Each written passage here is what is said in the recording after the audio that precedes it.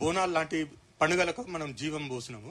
ఇప్పుడు దీన్ని మీరు ఎట్లా చూస్తారు? రాహుల్ గారు, ఇప్పుడు ఆ బలగం సినిమా గానీ లేకపోతే ఆ పాట గానీ ప్రభుత్వానికి ఏం సంబంధం లేదు. కొంతమంది పెట్టుబడి పెట్టి సినిమాలు తీసుకున్నారు, వ్యాపారం చేసుకున్నారు, అందులో వాళ్ళకి ప్రయోజనం చేకూరింది, దాంట్లో కొంత తెలంగాణ సంస్కృతి గురించి వచ్చింది.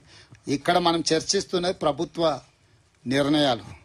మీరు చూస్తుంటే అమ్మగారు లేరు కాబట్టి వచ్చేసారి బతుకమ్మ చేర్చడానికి ఎవరు ఉండేటట్టు లేరు, ఎట్లా అనేటట్టే ఉండు. బతుకమ్మ అనేది నా అమ్మలు అమ్మమ్మలు వాళ్ళ తరతరాలుగా మనము చేసుకుంటున్న పండగ కాబట్టి వాళ్ళు వచ్చి మనకు నేర్పింది ఏం లేదు. ఒకవేళ బతుకమ్మను కూడా వ్యాపారంగా మార్చి ఆట వస్తువుగా మార్చి ప్లాస్టిక్ పూలు వాళ్ళు వచ్చిన అంతకుముందేమో బంతి పూలు ఇవన్నీ సువాసనలు వెదజల్లే పూలు ఉండే, వాళ్ళు వచ్చిన బతుకమ్మలో ప్లాస్టిక్ పూలు వచ్చినాయి, గంతేతాడు. ఈసారి ప్లాస్టిక్ పూలతో చేసేటోళ్ళు లేకపోవచ్చు. కాబట్టి ఖచ్చితంగా ఆ సాంప్రదాయం కొనసాగుతూనే ఉంది. బతుకమ్మలు బోనాలు ఎవరు ఉన్నా ఎవరు లేకపోయినా తరతరాలుగా కొనసాగుతూనే ఉంటుంది. Next sir Sadiq, big TV sir. గత ప్రభుత్వంలో అనేక జీవోలు, వేల కొద్ది జీవోలన్నీ కూడా అసలు దాచిపెట్టడం జరిగింది. ప్రజా పరిపాలన కూడా జీవోలు దాచిపెడుతున్న పరిస్థితి ఉంది. మీరేమన్నా దాన్ని మార్చే అవకాశాలు ఉన్నాయి? లేదు, ఈ మధ్యలో నా దృష్టికి వచ్చింది. మా చీఫ్ సెక్రటరీని వాళ్ళని అడిగినాము. పూర్తి స్థాయిలో ఏ జీవోలైనా మనకేం దాచిపెట్టే అవసరమే లేదు. ఎందుకంటే దాచిపెట్టే అవసరం కానీ మూసిపెట్టే పనులు కానీ మేము చెయ్యం. ఏది చేసినా మీకు అందరికి తెలిసేటట్టుగానే చేస్తాము. తొందరలోనే సమాచార హక్కు కమిషనర్లను కూడా నియామకం చేపడతాం. దాన్ని నిర్వీర్యం చేసిండ్రు. వాటిని కూడా ఇప్పుడు ఎలక్షన్ కోడ్ ఇవన్నీ అయిపోతానే సమాచార హక్కు కమిషనర్లను కూడా నియామకం చేపడతాం. ప్రభుత్వం తీసుకునే నిర్ణయాలు అన్ని కూడా ప్రజలకు అందుబాటులో పెడతాం. Hello sir, Krishnaveni TV5. రాబోయే కాలాల్లో కరెంటు ఇంకా తాగునీరు సాగునీరు రెస్ట్రిక్షన్ వస్తుందని ప్రతిపక్షాలు అంటున్నాయి. నిజంగానే ఆ పరిస్థితి ఉంటుందా? ఎప్పుడైనా అవసరాలు పెరిగినా కొద్దీ అందులోని పోయినసారి వర్షాలు తక్కువ పడడం వల్ల గ్రౌండ్ వాటర్ పడిపోయింది, కరువు పరిస్థితులు నెలకొన్నాయి. గత ప్రభుత్వం నిర్లక్ష్యం వహించడం వల్ల మనకు ఉండాల్సిన రిజర్వాయర్లలో కూడా నీటిని మెయింటైన్ చేయలేదు. పవర్ జనరేషన్ కోసం వదిలేసి గాలికి వదిలేసిండ్రు. పక్క రాష్ట్రం తరలించకపోతుంటే కూడా తాగునీటి అవసరాలను దృష్టిలో పెట్టుకొని నియంత్రించే పని చేయలేదు.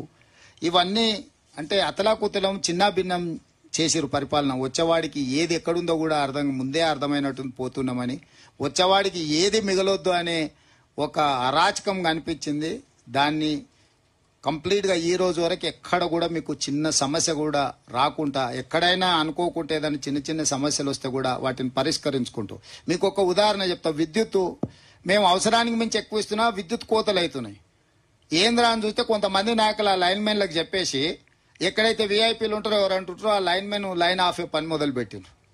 అందుకే ఎవడు ఆపితే వాడు కారణం లేకుండా ఆపితే ఉద్యోగం కూడా వీకుర్రు అని చెప్పిన తర్వాత కొంతమందిని వీకినాక కొంత అంటే లైన్ అప్ అయింది. అంటే కొంతమంది పిచ్చోళ్ళు ఉంటారు కదా, సైకో ఫ్యాన్స్.